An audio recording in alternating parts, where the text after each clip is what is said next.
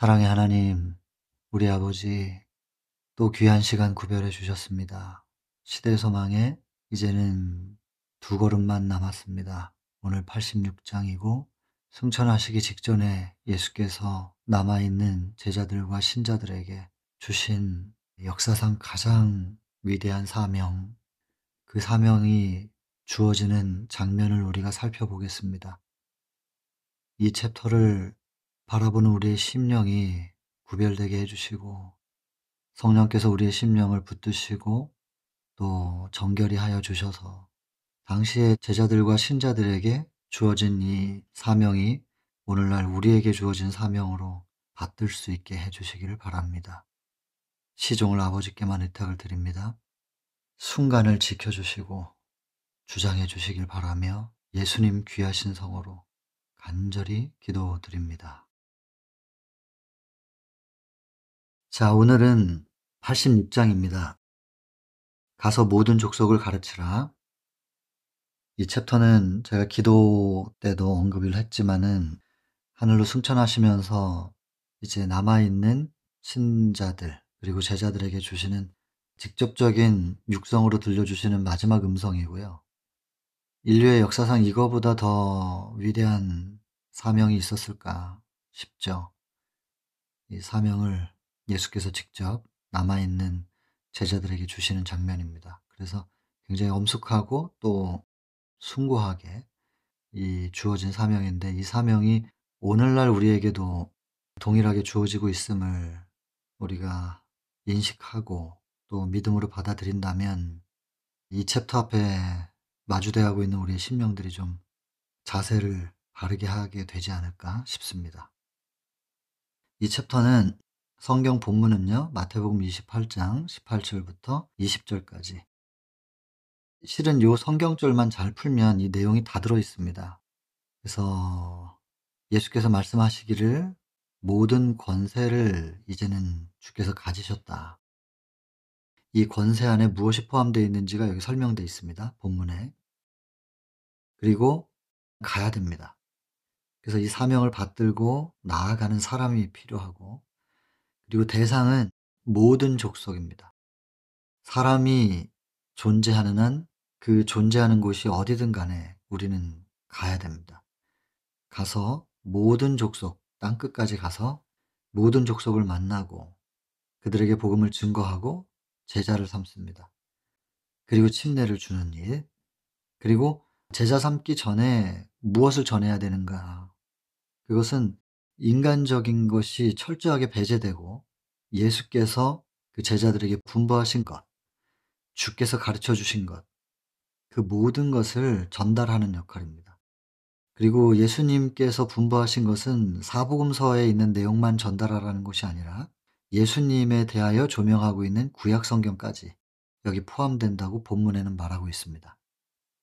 그래서 이 모든 것들을 가르치고 전달하고 그다음 지키게 하라. 이 지키다라고 하는 것은 여러 번 말씀드렸지만 가르친 내용을 행동으로 이행하게 하라라고 하는 것은 결과적인 부분이고요. 먼저 예수께서 분부하신 모든 것은 말씀인데 말씀을 가르쳐 주고 그 말씀을 듣는 이들의 마음밭에 뿌리는 것입니다. 그리고 나서 그것을 지키게 하라는 것은 밭에 뿌려진 씨를 새들이 와서 물어가지 못하도록 새를 쫓아내고 그 씨를 꼭 붙잡아서 보존하는 이것이 지키다라는 뜻입니다. 그래서 헬라어 원문에는 테레오라는 단어인데 이것은 그러니까 순종, 뭐 obey가 아니고 지키다라고 하는 것은 keep 혹은 이제 guard. 그래서 우리가 한국어식 발음으로 보디가드 그러잖아요. 누군가를 지키는 그런 뜻입니다. guard, 지키다는 거예요. 그래서 이 씨를 예수께서 주신 말씀의 씨를 훔쳐가지 못하도록 잘 지키는 거. 씨를 보존할 때 그 씨 속에 있는 생명이 싹이 트고 자라서 열매를 맺게 되는 것이고 그 열매가 행위의 순종으로 나타날 수도 있고 혹은 예수 그리스도의 임재의 빛으로 발산돼서 하나님의 형상, 곧 품성이 우리의 삶을 통해서 표현될 수도 있는 것이고 그것은 결과적인 부분입니다. 그렇게 되어질 것입니다. 우리가 영접하고 씨를 보존하기만 하면 씨 속에 있는 생명이 발화해서 결국엔 그렇게 되어질 거예요. 우린 그걸 믿어야 돼요. 열매를 맺게 하는 것은 우리의 역할은 아니에요. 햇빛이 비쳐야 되고 비가 와야 되고 양분이 끊임없이 공급이 돼야 되는 건데 그 역할은 예수님과 주의 영이신 성령께서 하실 일들입니다. 우리는 무엇을 할 것이냐? 씨를 보존하는 것. 씨를 받아들이고 그것을 보존하는 일이 우리의 역할이고 어느 정도 성숙해지면 그 씨를 또 누군가에게 전달하는 역할을 하죠. 그럼 내가 먼저 씨를 받아야 되고 영접해야 되고 그것을 보존해 본 경험이 있어야 거기서 열매가 맺혀지고 그 열매를 또 전달을 해야만 그 열매 속에 들어있는 씨가 누군가에게 전달이 되겠죠. 그렇게 계속 대를 이어가는 것입니다. 그래서 우리의 지금 먼저의 역할은 씨를 받아들인다, 영접한다, 믿는다 그런 뜻입니다. 그다음 보존한다, 꼭 붙잡고 있는 것입니다. 사단이 그것을 훔쳐가지 못하도록 지켜내는 것. 그게 우리의 역할입니다. 그러면은 성령과 예수께서 열매 맺게 하실 텐데 이 열매를 또 누군가에게 전달하는 역할을 하게 되면 볼지어다 내가 세상 끝날까지 너희와 항상 함께 있으리라. 그래서 죄인인 저를 구원하기 위하여 곁에서 계속 성령으로 호소하시고 함께 하시는 하나님이 계시죠. 그런 하나님이 임마누엘이신데 동시에 여기 지금 이 사명을 감당하기 위해서 우리의 힘으로는 안 되니까 능력이 필요해요. 그 능력을 공급해 주실 수 있는 분, 그 능력을 구할 수 있는 우리의 자격, 그렇게 능력을 공급해 주시는 분과 우리가 함께 할 수 있는 자격이라면 결국 그분이 주신 사명을 잘 받들고 있을 때 그 자격이 유지되는 것이죠. 우리는 사명을 놓았으면서 능력만은 달라고 한다. 주실 수가 없잖아요. 본문에 있는 내용들입니다. 그래서 이 새 성경절을 잘 암송하시면 그리고 나서 이제 본문을 보시면 본문에 있는 내용이 모든 권세라는 게 뭔지, 모든 족속은 누구를 대상으로 하는 것인지, 뭐 항상 함께 있다는 것은 무슨 뜻인지, 그리고 이 함께 있어 달라고 요구할 수 있는 것은 어떤 자격이 필요한 것인지 이런 내용들이 이 본문 속에 다 있습니다. 그래서 이 본문을 숙지하시고 성경절을 외우시면 이제 이 성경절 속에 내포되어 있는 많은 의미들이 분명해지는 것이죠.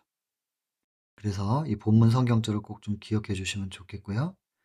좀 오늘도 문단이 짧지는 않은데 구별이 좀 되어 있습니다. 첫 번째 문단은 사명을 위탁했고 86장 전체를 핵심 요약한 문단이다. 이렇게 보시면 되겠습니다. 그래서 본문으로 들어가 보면 사명을 주셨습니다. 제자들에게 사명을 주셨고 이것은 여러 번 반복되어졌습니다. 아시죠? 제자들은 한 번 말해서 잘 못 알아듣는 거. 그래서 반복되어졌습니다. 뭐 오늘날도 별반 다르지는 않은 것 같은데 그래서 계속 반복해 주시잖아요. 마음에 새기라고. 그리고 이 사명은 저희에게만 독단적으로 행하라고 주신 게 아니고 예수 그리스도와 동역하자, 함께하자 이런 말씀입니다. 그래서 주의 사업인데 우리가 역할을 하는 것이지 저희의 단독이 아니라는 거예요. 그리고 이 사명은 12 제자에게만 주어진 것이 아니고 갈릴리에서 열린 산상 집회에 모인 이 신자들 모두에게 해당이 됩니다. 그리고 이제 밑으로 읽어보면 오늘날 우리에게도 이 사명이 똑같이 주어져 있다고. 사명에 대한 부담과 책임은 우리에게도 있습니다. 그리고 이 산상 집회는 예수님께서 직접 기획하신 일입니다. 그래서 십자가 전에 갈릴리에서 내가 부활하게 되면 다시 만나자. 이렇게 미리 말씀을 하셨던 부분이고 이 기획 자체를 예수님이 하신 겁니다. 그래서 제자들에게 이것이 음성적으로 이렇게 퍼졌죠. 왜냐하면 지도자들이 알면 이것도 방해할 거니까. 그래서 몰래 몰래 지하 조직을 통해서 그런 네트워크를 통해서 쭉 퍼져가지고 보면 모든 사람들이 큰 관심을 가지고 이 집회를 고대하고 이제 집회 장소에 모였던 것입니다. 근데 보면은 불러 모을 수 있는 신자들은 다 모였다 이렇게 돼 있거든요. 최대한 많은 사람들을 모은 것 같아요. 그 수가 한 500명 됩니다. 그래서 이제 예수님의 조직 체계를 보면 일단은 3명이 있어요. 베드로, 요한, 야고보. 그 밑으로 이제 나머지 제자들 12 제자 중에 이제 셋과 또 나머지를 이제 구별을 좀 하셨고, 그다음에 70 인들이 있습니다. 그 70 인들을 구별해 가지고 인제 훈련시키는 장면이 37 장이죠. 최초의 복음 전도자들 시소 37 장에서 나온 것이고, 그다음이 이제 여기 500명 조직의 체계가 이렇게 되어 있습니다. 예수님이 나타나시기 전에 인제 도마도 그렇고 다른 제자들이 또 부활하셔서 무엇을 말씀하셨는지 쭉 이제 설명하고 있습니다. 들으면서도 의심하는 사람들이 있죠. 뭐 도마는 그 의심하는 사람들의 심정을 잘 이해할 거예요 아마. 선택은 자기가 하는 것입니다.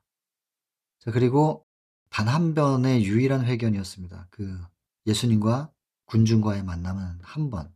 이 한 번을 통해서 12 제자에게 주셨던 사명을 다수에게도 주시고 가시는 거죠. 그렇게 말씀을 하실 때 여기 보시면 이제 권세가 등장합니다. "하늘과 땅의 모든 권세를 내게 주셨다." 그래서 죽음을 극복하고 나오셨잖아요. 부활하신 구주로서 멸망, 둘째 사망을 극복하고 나오신 분이에요. 부활하신 구주로서 말씀하실 때 그들이 특이한 힘으로 그들을 감동을 시켰습니다. 그래서 이 모든 권세를 가지신 분께서 이 사명을 받들고 나아가는 사람들에게 주시지 못할 능력이 없습니다. 그 능력에 대해서 밑에서 또 나오니까 그때 얘기하겠습니다. 그래서 이 모든 권세를 가지신 예수께서 주신 사명을 받들 때 마치 12 제자들이 12 명이 꼭 아니어도 그때는 7 이라고 표현되어 있는데, 어부였던 제자들이 물고기를 한 마리도 밤새도록 못 잡다가 다시 잡는, 이런 걸 통하여 모든 만물을 주관하시는 분, 이분을 따르기로 결심하죠. 그래서 지상의 일시적인 사물에 집착했었던 이들의 육적 시선이 하늘의 영원한 사물로 이제 옮겨지면서 영적 영안이 띄어지는 그런 장면입니다. 눈뜨게 해 주시는 거죠, 이 말씀을 통하여. 그리고는 인제 그리스도의 존귀와 영광에 대한 최고의 개념을 가지게 되었다. 이 산상 집회가 굉장히 의미가 있었겠죠. 그리고 이 집회를 통해서 일단은 무엇을 발표하시냐면 인류를 위한 구원의 길이 완전히 이루어졌고 길이 열렸다. 예수님의 희생은 넉넉하게 충분하게 완성되었다. 이것이 이제 발표가 됩니다. 그리고 예수님의 지상 사역은 이제 끝났고 이제 예수께서 승천하시어서는 하늘에서 중재 사역에 들어가신다. 하늘 성소에 대한 기별을 주신 것입니다. 그래서 이제는 이 땅 성소에 가서 제물을 들고 가고 거기서 또 그 제물을 피를 내고 그렇게 제사 드리지 않아도 괜찮다라고 하는 것을 예수께서 완성시키신 구속의 경륜을 가르쳐 주시면서 이제 중보 사역은 하늘에서 이루어지는 거야. 이것을 제자들과 신자들에게 지금 가르쳐 주고 계시는 겁니다. 그리고는 그걸 들은 사람들에게 내가 전달한 이 말을 나가서 전해라.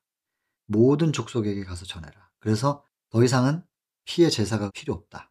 이제 하늘을 바라봐라.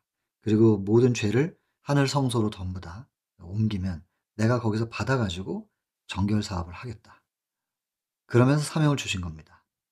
모든 족속에 가고 제자 삼고 침례 주고 내가 분부한 모든 걸 가르치고 그다음 그들 마음속에 간직할 수 있게 해라. 그렇게 사역을 할 때 내가 너희와 항상 함께 할 거다. 그리고 범인은 여기 다 듣는 사람들이 지금 유대인들이잖아요. 유대인들은 바리새주의에 젖어 있었기 때문에 유대를 세계의 중심이라고 보고 '유대 나라가 세계 전부다.' 뭐 이런 이제 세계관을 가지고 있는 거죠. 그들만의 세계관. 그걸 깨트리시는 겁니다. 그래서 계급이나 지역을 초월해야 되고 모든 족속에게 가서 이렇게 되잖아요. 그러니까 모든 족속은 유대 족속만 얘기하는 게 아니기 때문에 모든 백성과 모든 민족과 모든 계층에게 다 나아가서 땅끝 선교에 대하여 지금 사명을 주시면서 사역의 범위까지도 정해 주신 겁니다. 유대에 국한돼서는 안 된다. 그리고 나아가서 유대인들이 계속해서 벗어나지 못했었던 개념, 이 땅에 세우는 나라, 현세적 나라, 현세적 위대함, 그게 아니라는 거. 약 500 명의 사람들이 지금 이 땅의 현세를 바라보던 눈이 영적 안목이 인제 열려 가지고 하늘을 바라보게 됐던 것처럼 이 사명을 가지고 나아가서 복음을 전하라는 사명을 주셨고, 그렇게 할 때 영적인 나라, 이 땅이 아니고 영적 나라, 이것은 마음에 먼저 건축되는, 그래서 마음의 천국에 대하여 가르쳐 주신 것이고, 복음을 전하는 사람들은 그냥 비어 있는 땅에, 변질되어 있는 땅 위에 그 땅을 제어할 수 있는 법을 가르치시고, 그건 믿음의 의죠. 예수께서 이루시는 일인데, 가죽옷으로 덮는 일, 그다음에 그 위에 이제 천국을 건설하는 일, 이것을 전하라는 것입니다. 천국을 건설한다. 그 말은 하나님의 임재의 자리를 다시 재건한다는 뜻입니다. 그게 곧 성소정결입니다. 그렇게 되면 하나님께서 임하실 수 있고 다시 하나님과 인간들은 하나가 될 수 있는, 결국 이것이 목적이라는 겁니다. 그리고 이렇게 인간이 하나님의 자녀로서의 그 자리를 회복할 수 있는 방안들은 창조 전부터 고안됐었고, 그리고 그 창조 전부터 고안된 구속의 경륜이 어떻게 이루어질 것인지에 대하여 다 예언되어 있었다. 그리고 그 예언된 대로 내가 와서 십자가에 못 박히고 부활하고 승천하는 것이다 라고 하면서 입증을 하십니다. 3일 만에 다시 일어났다. 그리고 지금은 놀라울지 몰라도 구약 성경에 다 기록되어 있으니 연구하라. 말씀을 연구하라. 그러면 십자가에 못 박혀 죽었던 내가 참 메시아였다는 것을 분명히 알 수 있게 될 것이다.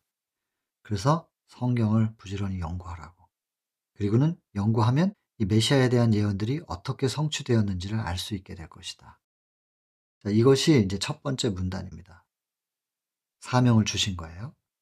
그리고 사명을 들고 나아갈 때 내가 함께 하겠다. 능력으로, 권세로, 모든 권세를 가진 내가 함께해서 그 사명을 감당할 수 있는 능력을 공급한다.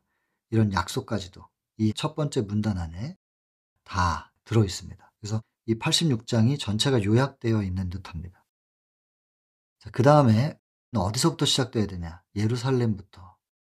예루살렘에서 예수께서 주로 활동을 하셨고 또 거기서 죽임을 당했습니다.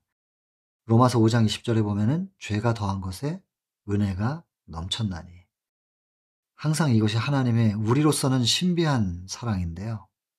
이것이 하나님의 사랑입니다. 예수님을 십자가에 못 박은 그 사람들에게, 그리고 못 박아서 죽여야 된다고 하는, 그렇게 외쳤던 사람들에게 복음을 먼저 전하는, 돌아올 수 있는 기회를 먼저 제공하는, 이것이 타락한 본성을 가진 우리로서는 도무지 이해할 수 없는 하나님의 신비한 사랑이죠. 그래서 예루살렘부터 시작해야 돼요. 죄가 더한 곳에 은혜가 더한 거니까. 그래서 유대인들의 질투와 박해를 만나게 될 것이지만 그래도 여기서부터 시작해라. 주님께서 참으셨던 것이다. 박해를 피하지 말고 여기서부터 시작해야 된다. 구주를 살해한 자들에게 맨 먼저, 제일 먼저 자비의 초청이 주어져야만 한다. 이것이 하나님의 사랑입니다. 그리고 예루살렘에는 비밀리에 예수님을 믿는 사람들이 있었거든요. 뭐 니고데모나 아리마대 요셉이 그런 사람들이었는데 예수님 십자가에 돌아가시고 나서는 이제 공개가 됐고, 공개가 되지 않았어도 비밀리에 예수님 믿는 사람들이 있었기 때문에 이들에게도 이제는 예수님의 중보 사역이 새로 시작됐다는 것에 대하여 알려줘야 되거든요. 또 속임을 당했던 사람들도 있단 말이에요. 이런 사람들에게는 바르게 알려줘야 되고. 그래서 예루살렘부터 시작이다. 그래서 여러분, 그 초대 교회에 그 당시에 주어졌던 현대 기별이 예루살렘부터 외쳐져야 됐던 것처럼 지금 오늘날 현대 기별은 재림교회부터 다시 외쳐져야 됩니다. 재림교회는 다 알고 있을 것 같은데 이스라엘이 예수님을 못 알아봤던 것처럼 제7의 안식일 예수 재림교회가 마지막 기별을 이해하고 있지 못하다는 거, 잃어버렸다는 거, 이걸 인정해야 됩니다. 부자라 부유한 자라 부족한 것이 없다고 하는데 얼마나 곤고하고 가련하고 가난한 상태로 벌거벗고 눈멀어 있는 상태인 것인지를 인정을 해야 됩니다. 깨닫고 인정해야 되거든요. 그래서 이것을 야곱집에 먼저 외쳐야 되는 것처럼 지금 오늘날은 제7의 안식일 예수 재림교인들에게 먼저 외쳐져야 되는 것이죠. 오늘날 우리에게 주어진 현대기별이 있거든요. 요즘엔 점점 예언의 신을 안 보기 때문에 재림교회에게 주어진 현대기별이 계속해서 흐릿해져 가요. 그게 큰일이죠. 그래서 화이트부인에게 보여진 계시는 재림교인들 가운데 구원받을 사람들이 거의 없다는 거예요. 거의 대부분 다 찬바람이 불기 시작할 때 나뭇잎이 떨어지듯이 거의 다 떨어지는 거죠. 그러면 떨어져야만 되는 건가요? 하나님께서 떨어질 거라 그랬기 때문에 무조건 떨어져야 되는 걸까요? 정해져 있는 게 아닙니다. 모든 것은 정해져 있지 않습니다. 이게 인제 오묘인데 예정이 아니고 예지예요. 우리가 떨어질 거라고 하는 경고를 듣고 회개하면 마치 니느웨 성에 멸망이 올 거라고 하는 메시지를 요나가 전했을 때 멸망하지 않았잖아요. 그 메시지를 듣고 회개했을 때 니느웨 성이 멸망하지 않았거든요. 그랬던 것처럼 바꿀 수 있습니다. 바꿔내야 돼요. 하나님은 바뀌기를 바라실 것이고 이 예언의 신을 통하여 성경을 볼 때 오해되었던 것들이 바로 이해가 될 거예요. 제대로 보이기 시작할 거예요. 성경이 중심이지 하면서 말도 안 되는 소리 한다고 하겠는데 성경이 중심인 게 당연하죠. 근데 그 중심인 성경을 자꾸 오해를 하기 때문에 그 중심인 성경을 바르게 이해할 수 있도록 참고서를 주셨단 말이에요. 굳이 주어진 빛을 거절하고 성경을 내 맘대로 해석하겠다고 하는 것은 대단히 곤란한 일이죠.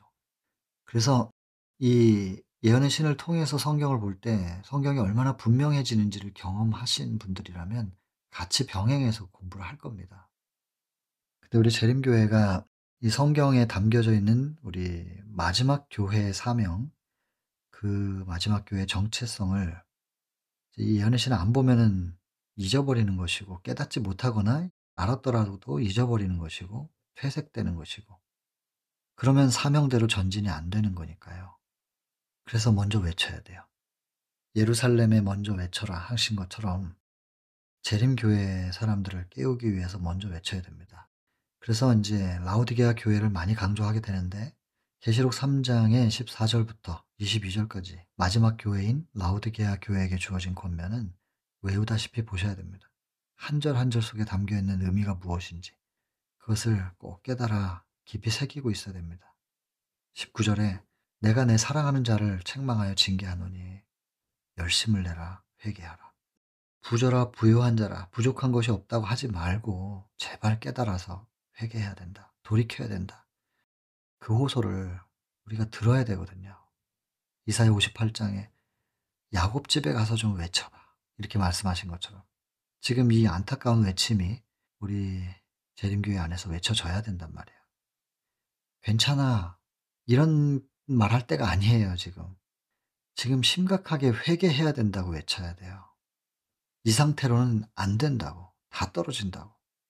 지금 이렇게 흉흉한 세상 속에서 재림이 언제 임할지 모르고 재림을 위해서 마지막 단계에 일요일 휴업용과 짐승의 표가 어떻게 우리에게 강요될지 그리고 세계의 종교 통합과 정치 통합이 어떻게 이루어지게 될지 아주 긴박하게 지금 이루어지는 이런 시점에서 우리가 괜찮다, 괜찮다 하고 있을 때가 아니란 말입니다. 지금 회개해야 되거든요.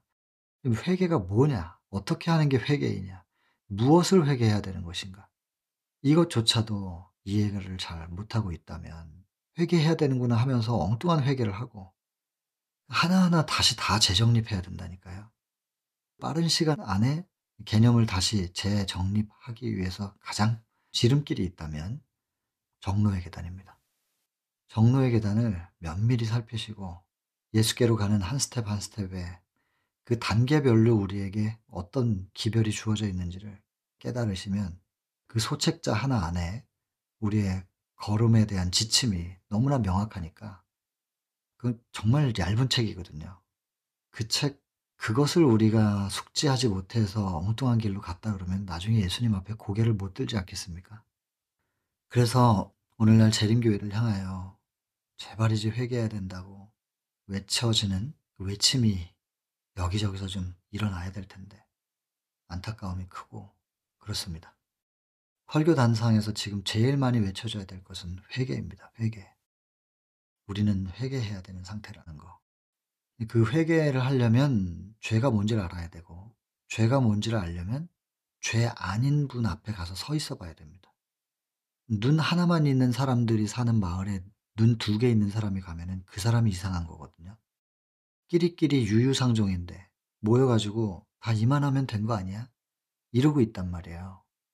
그래서 정노의 계단 1 장이 인류를 향한 하나님의 사랑이에요.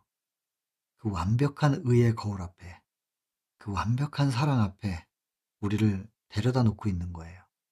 자꾸 그쪽으로 가자고 지금 인도하고 있는 거예요. 그래서 그 사랑 앞에 우리를 데려다 놓고 거기 가서 우리 보니까 그 사랑의 거울에 비춰진 나를 보게 되고, 전에는 율법의 의로는 흠이 없는 자라고 말했던 사도 바울이 빌립보 3장 6절에 로마서 7장 9절을 만나 가지고 뭐라 그러냐면, 내가 전에 법을 몰랐었다. 내가 전에 율법이 뭔지를 모르고, 내가 전에 법을 모를 때는 내가 살았었다고. 내가 의인이라고. 그러면서 내가 살아 있었는데, 계명이 진짜 계명을 만나 보니 나에게 이름에 나의 죄는 드러나고, 내가 이렇게 죄인이었구나. 지저분한 거였구나. 이것이 드러나고 의롭다고 했었던 나는 죽었도다. 이 고백이 일어나야 되거든요. 그래서 첫 장이 인류를 향한 하나님의 사랑이고, 두 번째가 죄인이라는 걸 깨달았다. 근데 그 죄를 내가 스스로 해결해 보려고 노력하죠. 바울은 바리새인이었으니까. 근데 안 되는 거예요. 결국엔 하다 하다 안 돼 가지고 이 사망의 몸에서 누가 나를 건져낼까? 포기해요. 스스로 하려고 하는 건 포기하고, 그게 이제 로마서 7장 24절이잖아요. 그다음 25절에 예수 그리스도로 인해서 하나님께 감사합니다. 그러면서 다시 일어나는 거예요. 아, 믿음으로 되는 거구나. 철저하게 믿음으로 말미암아 의가 이루어지는 거구나. 이것을 경험하고 나니까 8장으로 넘어와서 이제 정죄함이 없어요. 율법 위로 올라가는 경험을 한 거예요. 그리고 죄와 사망의 법에서 해방되는 경험을 해요. 이것이 로마서 7장과 8장으로 연결되는 거예요. 그러면서 이제서야 제대로 된 회개를 할 수 있게 되는 게 정로 3장인 거예요. 그래서 2장은 죄인에게 필요한 그리스도, 1장은 하나님의 사랑, 거울이에요. 거기 앞에 다가가서 내가 죄인이라는 걸 깨달아요. 스스로 씻어보려고 하는데 안 돼요. 그래서 결국엔 예수님밖에 없구나라는 걸 절실하게 느끼는 거. 그래서 죄인에게 필요한 그리스도, 2장이고, 그때서야 예수 그리스도와 다시 연결되면서 참된 회개가 뭔지를 알아요. 회개해요. 그래서 수직적인 관계가 이제 제대로 성립이 된 사람들이 이제 주님과 분리되어 있는 동안에 살인하고 간음하고 뭐 나쁜 짓 했잖아요. 그래서 주의 목전에서 악을 행하였나이다. 다윗이 그렇게 기도하죠. 시편에 51편 4절에. 그래 가지고 이제 사람들에게도 가서 고백하고 인정하고 사과하고 보상하고, 그것을 이제 정로에서는 4장 자복이라고 하는 겁니다. 그런 식으로 단계별로. 그런데 이제 여기까지 끝났으면 다 된 거 아닌가? 아닙니다. 5장 헌신. 인간의 의지는 썩은 새끼줄과 같다. 본성에 대한 이해를 못하고 본성을 하나님 앞에 맡겨드리는 그 헌신이 이루어지지 않으면 또 넘어질 수밖에 없는, 계속해서 이게 반복될 수밖에 없는. 그래서 이제 넘어지지 않기 위해서 애쓰기보다는 맡겨드리는, 헌신하기 위해서 애써야 하는 것을 우리에게 가르쳐 주죠. 물론 그래서 헌신되어 있을 때는 안전해요. 근데 다시 들였다가 마치 내 것인 것처럼 찾아 가지고 쓰다 보면 또 넘어져요. 그러니까 이게 헌신되어 있느냐 아니냐의 문제라는 거예요. 그래서 5장 헌신을, 그리고 맡겨드리면 드리면서 의심을 하거든요. 여러 번 회개도 해 봤는데 안 되던데, 유지가 안 되던데. 본성에 대한 이해를 하고 본성을 맡겨드리면 주께서 그 본성을 어떻게 제어하시는지를 믿어라. 믿고 드려야 된다. 6장이 믿음과 받으심입니다. 믿고 드리면 그분은 받으신다. 그러면 7장이 거듭남입니다. 예수 그리스도의 제자된 증거. 거듭남의 증거가 나타나는데 그게 뭐냐면 사랑이라는 걸 할 수 있게 되는 겁니다.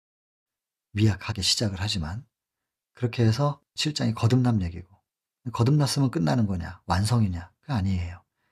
태어났지만 1년, 2년 지나도 걷지 못하면 그건 슬픔이거든요.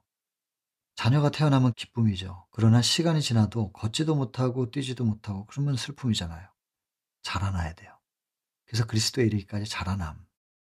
그게 8장이에요. 그리고는 자라난, 이제 장성했으면 이제 좀 일 좀 해봐야지. 내가 이만큼 키워줬으니 이제 갚아라. 그게 아니고 자라났으나 더 완숙해지는 그 단계를 이제 더 다듬어지고 매끄러워질 수 있도록 하기 위하여 일을 해보라 그래요.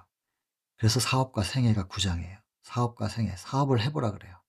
그 사업을 하면은 이제 그 사업은 퍼서 쓰는 듯이 나누는 게 아니고 내 안에서 샘이 솟아가지고 다 충만히 채워진 것이 가득 차서 넘쳐서 흐르면서 전달되는 거예요. 그래야 이게 물길이 생기면서 깎여요. 물이 흘러가면 물길이 생기잖아요. 깎이는 거예요. 그러면서 점점 더 더듬어지고 더 완숙해지는 과정이에요.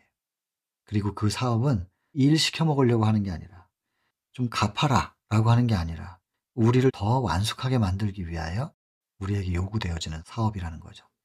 근데 그 사업은 어디서부터 시작이냐면 나의 작은 일상에서부터. 지금 이 얘기가 이번 챕터하고 전혀 무관하지가 않잖아요. 그죠? 다 이 챕터 안에서 나오는 얘기입니다. 정노의 계단하고 딱 일치해요. 그래서 사업과 생애, 사업은 나의 생에서부터 시작한다. 그래서 작은 일상에서 충실하고 성실했을 때 우리를 인도하셔서 우리의 지경을 확장시키는 것은 그분들이 하실 일이고, 우리가 먼저 나가는 게 아니라 그냥 가정에서부터 자녀에게, 가장 가까이 있는 사람들에게부터 복음은 이제 나누어져야 된다는 거죠. 그게 그리스도의 사업이다. 그것이 생애에서부터 이루어져야 된다.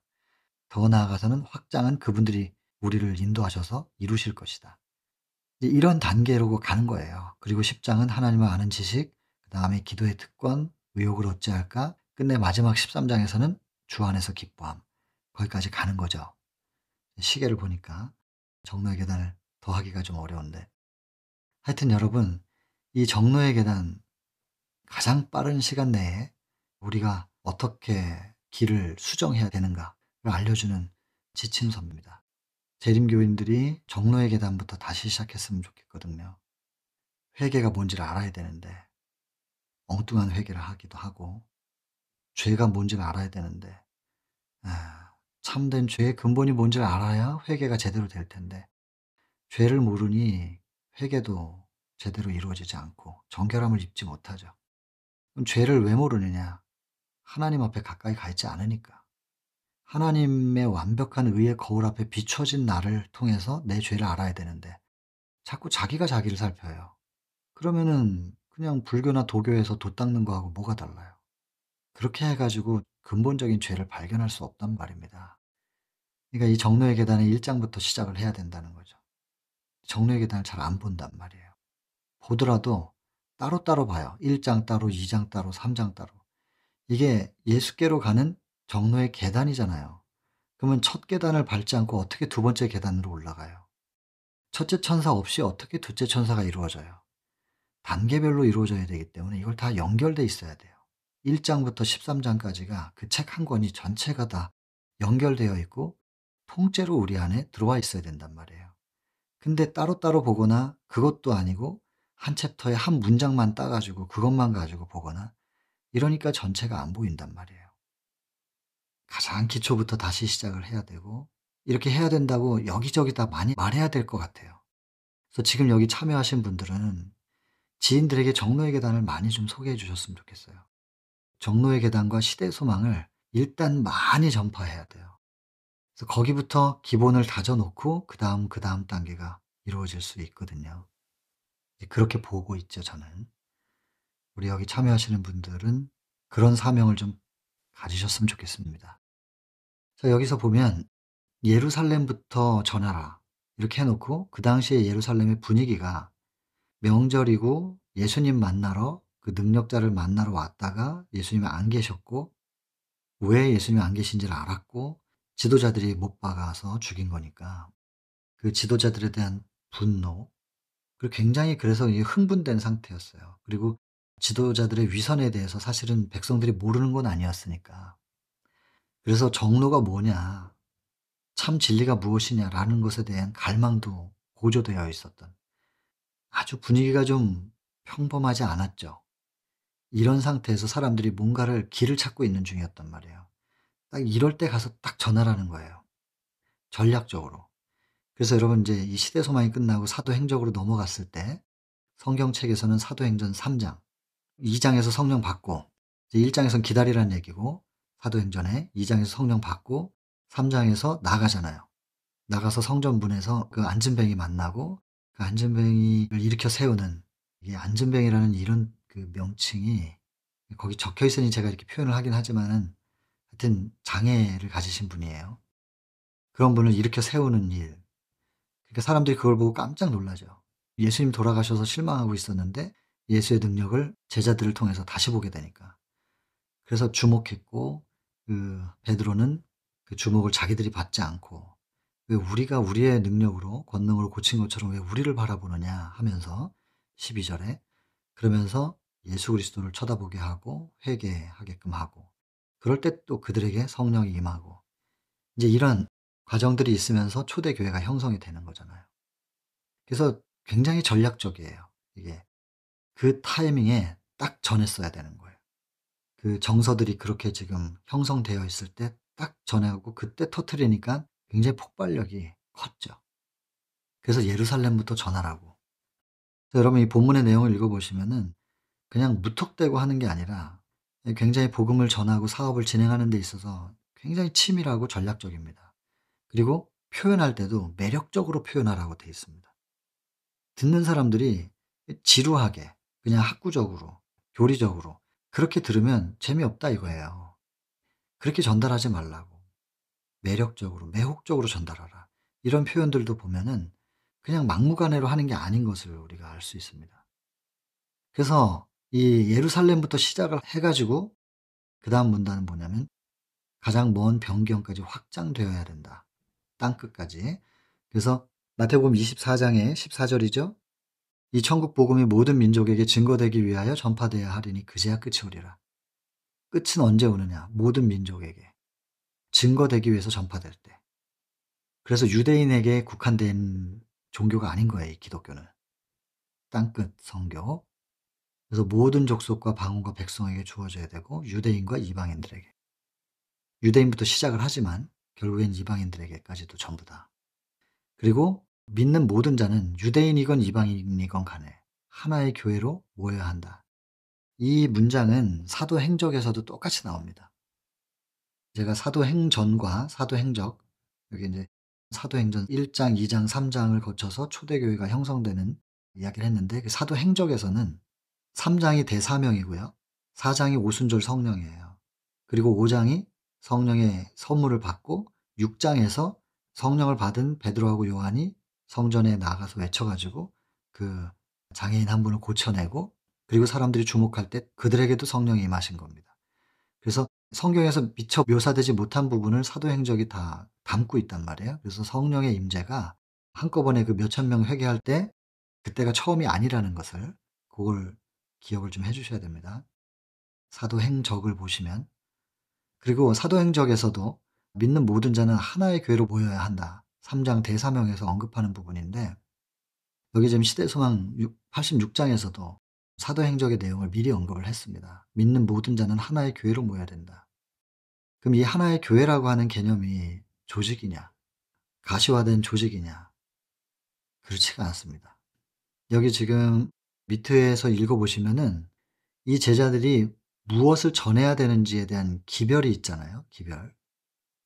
첫 번째 문단에서부터 나라가 이루어지는 건 이제 믿음의 의인데요. 믿음의 의, 예언. 이거는 이제 십자가까지 그다음에 하늘에서의 중보 사역 시작될 때까지가 그 당시의 현대 기별이었어요. 오늘날 우리한테는 지성소 사역까지 가야 되거든요. 그것까지가 이제 현대 기별입니다. 그래서 초대교회 당시의 현대 기별은 성소까지고 이제 오늘날 우리에게는 성소를 포함한 지성소까지가 연결되어야만 이제 현대 기별이 완성이 돼요. 그래서 그 당시의 현대 기별과 지금의 현대 기별이 좀 다릅니다.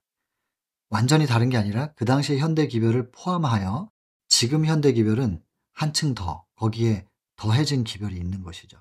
그것이 예수님의 사역 때문에 그래요. 성소 바깥에서 성소 뜰로 그 번제단 십자가 얘기고 거기서 성소로 들어가셨고 그다음에 다니엘 8장 14절에 언급했던 것처럼 1844년 이후 지성소 사역이 시작됐기 때문에 예수님이 어디 계시느냐에 따라서 우리는 거기에 맞춰서 기별을 전해야 되거든요.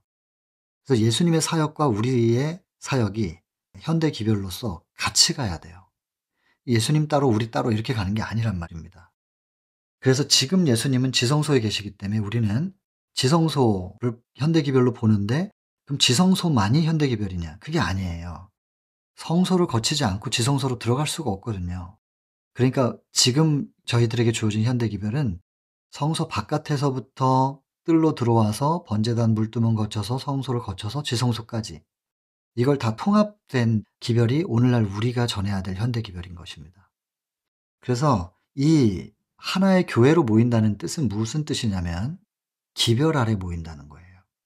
하나의 교파, 교단 안에 모여야 된다. 조직에 모여야 된다. 이런 뜻이 아닙니다. 재림교회에 들어오지 않으면 구원 없어.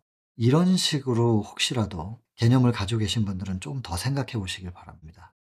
재림 교인들이야말로 구원 못 받을 사람들이 많습니다. 대부분 떨어진다 그랬으니까. 제7안식 예수 재림교회 안에 이 조직 안에 있어야 구원받는다. 이 교회 안에 모여야 한다. 이런 뜻이 아닙니다. 교단은 무너질 겁니다. 남은 무리가 남는 것입니다. 그 남은 무리는 기별을 중심으로 남습니다. 그러면 지금 재림교회로부터 나가야 되는가? 나가서 기별을 중심으로 뭘 새로운 무리를 형성해야 되는가? 그러는 것이었다면은 나간 무리라고 명명했겠죠. 나간 무리가 아니고 남은 무리예요. 남은 무리. 그래서 끝까지 기별을 붙잡고 나아가는 사람들이 남고 나머지는 떨어져요. 근데 그들이 대다수예요. 그러면은 그 떨어진 대다수의 사람들이 그 남은 무리를 보고 뭐라고 부르겠어요? 제7의 안식일 예수 재림교회라고 부르겠어요? 다수가 제7의 안식일 예수 재림교회라고 할 거예요. 그럼 남은 무리는 그들이 나간 게 아니라 기별을 중심으로 결국엔 남게 된 것이 되는 거예요. 그리고 그전에 실은 일월 협령이 내리면 이 안식일을 고수하는 조직은 일단 조직 자체도 깨질 거예요. 그러니까 다수가 남아서 제7 안식일 예수 재림교단이다 뭐 이렇게 외치고 주장할 만한 그런 조직도 남지 않게 됩니다. 결국엔 조직은 없어져요. 그럼 무엇을 중심으로 모여야 되는 것이냐? 여기서 말한 하나의 교회라고 하는 것은 기별인 것입니다. 남은 무리는 기별을 중심으로 모인다는 뜻이에요. 그렇게 이해하셔야 될 겁니다. 조직이라고 이해하시면 안 맞아요. 나중에 다른 데다 갖다 끼워보면 안 맞아요. 이 메시지는 어디든 갖다 끼우면 다 맞아야 되거든요. 조화가 이루어져야 되는 거라서. 이건 사도행적에서 또 한 번 언급이 됩니다. 나중에 또 볼 수 있을 겁니다. 그리고는 예루살렘부터 땅끝까지 복음을 전할 때 인간의 힘으로 되는 일이 아니기 때문에 성령의 선물, 이게 사도행적에서는 5장입니다. 성령의 선물. 놀라운 능력을 받게 될 건데 귀신도 쫓고 독을 마실지라도 해를 받지 않고 병든 사람 손을 얹으면 낫고, 이게 이제 밑에 후반에 보면 이 표적이라고 하는, 우리가 성령께서 우리와 함께 계시는 표적을 주실 것이라고 하면서 늦은 비가 언급됩니다. 그건 그때 가서 다시 한번 보도록 하고요. 하여튼 이런 성령의 선물이 주어질 것이다. 그중에 치유의 은사 언급이 됐고, 그 다음에는 방언의 은사, 성령의 선물 중에 이런 은사들이 있습니다. 그리고 철저하게 독을 마셔도 뱀에 물려도 상하지 않는 보호, 하나님의 보호하심을 약속하셨습니다. 이 약속을 주장하면서 우리가 계속 사명을 들고 나아가면 우리에게서 표적이 나타날 때가 있을 거예요. 이제 늦은 비의 역사를 통하여. 그렇게 되면은 정말이지, 우리가 독에 상하지 않고요. 그렇게 될 거예요. 믿고 나아가 볼 일이에요. 그리고 그때 가서 기도하면 병자가 낫고 하겠죠. 지금은 시기적으로는 충분히 그럴 수 있는, 늦은 비가 임해도 되는 시기이긴 한데요. 늦은 비가 임할 수 있는 아직 징조가 조금 몇 개 남았습니다. 그래서 좀 더 기다려야 될 부분이고, 지금 이 시대에 만약에 기도 한번 했는데 병자가 낫고 이러면은 뭐가 문제냐면, 밑에서 언급이 되지만 하나님께서 주신 자연의 질서, 천연계에 새겨주신 질서와 법칙이 있죠. 그것이 포함된 전체적인 율법인데 그 질서에서 벗어난 상태가 되면 건강을 잃어요. 그래서 질병은 그 질서에서 벗어난 상태예요. 그래서 율법을 어긴 것이 곧 질병이다 이렇게 되면 병 걸린 사람들은 전부 죄인이 돼 버리거든요. 그렇게 이해하실 일이 아니라 하나님께서 천연계에 담아 주신 질서라는 거예요. 그 부분 할 때 더 자세히 얘기하겠지만, 지금은 그 늦은 비의 역사가 일어나면 사람들이 생활을 바꾸질 않아요. 내가 질서에서 어떻게 벗어나 있는가, 그런 부분에 대해서 살피지 않고 회개하지 않죠. 돌이키지 않죠. 그럼 변화되지 않거든요. 그래서 지금 시대는 그렇게 기도 한 번으로 낫는 그런 시대가 아직은 아닙니다. 예수께서 이 땅에 오셨을 때 하신 것은 3년 반 동안의 특별한 사역을 하시기 위하여 보여주신 표적이에요. 그리고 예수님이 그때 행하신 그 표적을 우리도 나타낼 때가 있어요. 곧 만나게 될 거예요. 근데 거기까지 가기 전까지의 과정에서 지금 그렇게 회복되면 사람들이 회개하지 않거든요. 그래서 좀 기다리시는 게 있어요. 그리고 저희들도 그런 능력을 이른비 과정을 통하여 하나님의 형상이 우리 속에서 온전히 이루어지고 품성이 회복되고, 그 품성은 온유와 겸손, 예, 겸손, 사랑의 종노릇. 이것이 이루어지지 않은 사람에게 늦은 비의 능력이 임하면요, 교만해져서 그 사람이 결국 실족해요. 이 존스와 와그너가 실족한 것은 너무나 가슴 아프면서도 동시에 가슴 서늘하게 만들어주는 우리에게는 경종이에요. 믿음에 의해 기별, 화이트부인이 인정한 성령으로부터 온 메시지다라고 인정할 만큼 분명한 기별이었는데, 그 기별의 통로로 쓰임받았던 두 사람이 사람들에게 주목을 받고 높임을 받자 실족했어요. 항상 존스와 와그너가 저희들 앞에 있어야 됩니다. 그렇지 않으면은 복음 전하고 떨어지는 거예요. 실족하는 거죠. 그래서 늦은 비의 능력은 이른 비를 통하여 하나님의 품성이 회복된 사람들에게만 임할 거예요. 그래서 늦은 비와 인치는 작업이 같이 이루어지겠죠. 재림교회 안에서는. 그래야 능력을 발산돼도 그 사람이 교만하지 않고 실족하지 않을 수 있으니까. 그래서 성령은 낮은 곳으로만 임한다. 물의 흐름과 같다. 그렇게 표현돼 있죠. 복음 교역자에게 보내는 권면 보니까 철저하게 낮은 곳으로 겸손의 자리에 임하는 것이 능력의 성령이라는 것입니다. 이 당시에 어쨌든 이 초대교회의 능력이 뭐 계속해서 지속된 것은 아닙니다. 하여튼 예수님의 특별한 사역을 할 수 있는 짧은 시간 안에 폭발적으로 발산됐었고, 초대교회 때도 마찬가지고. 근데 사실 이게 오지에서는 지금도 뭐 인위적으로 도움받을 수 있는 게 전혀 없는 상태에서 기도를 통해서 이런 기적이 일어나는 것도, 그런 사례들이 분명히 있습니다. 그리고 뭐 송구스럽지만 저는 제가 직접 눈으로 봤기 때문에, 이걸 뭐 제가 본 걸 안 봤다고 할 수는 없으니까 그런 일이 일어날 수 있다고 저는 틀림없이 믿습니다. 다만 그 능력을 한번 보면 그것만을 계속 추구하면서 기도하면서 나아가는데, 결국 그 끝이 무엇인지 제가 또 처절하게 경험했거든요. 성령은 우리가 막 휘두를 수 있는 요술 지팡이가 아닙니다. 근데 준비가 안 된 사람이 그 영혼의 구원을 위하여 하나님께서 그때 능력으로 역사하셨던 것을 마치 자기의 영성인 것으로 착각해 가지고 교만해지는 경우를 저는 제 자신이 직접 경험했기 때문에, 하여튼 능력에 대해서는 부정할 수 없지만 그것이 함부로 임할 수 없다는 거, 그 능력이 임하는 것은 다 때가 있고 그 상황이 있다는 거, 그것에 대해서 처절하게 깨달았죠 뭐. 자, 그래서 이 은사에 대해서는 밑에 또 나오니까 다시 언급하고요. 보호하시겠다는 약속, 그리고 치료의 은사, 또 방언의 은사, 이런 부분들을 약속해 주셨습니다. 여기까지만 해야 되겠네요. 은사에 대한 부분까지만 했습니다.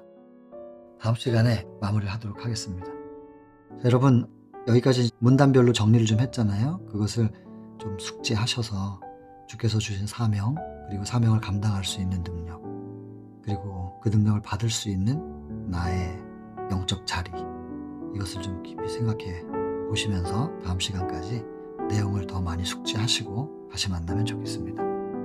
개인기도 하고 마치겠습니다.